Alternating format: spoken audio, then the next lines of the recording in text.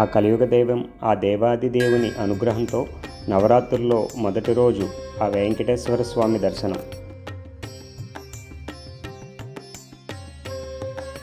Surprise ఏంటంటే నన్ను శ్రీవారి మెట్ల దగ్గర దింపి మా ఫ్యామిలీ కారులో కొండ మీద ఉన్న పద్మావతి ఎంక్వైరీ ఆఫీస్కి చేరేలోపే నేను మెట్ల ద్వారా 2400 మెట్లు చాలా ఉత్సాహంగా ఎక్కి వాళ్ళకన్నా ముందుగా పద్మావతి ఎంక్వైరీ ఆఫీస్కి చేరుకోవటం.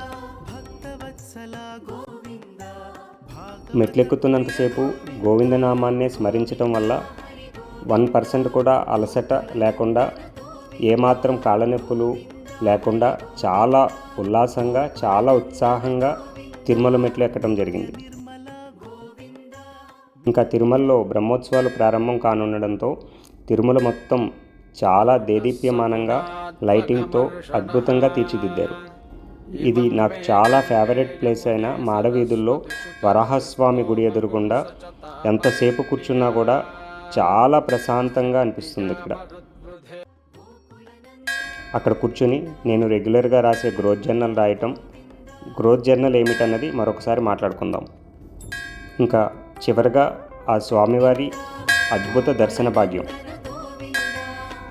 పునర్దర్శనం కావాలని ఆ భగవంతుణ్ణి ప్రార్థిస్తూ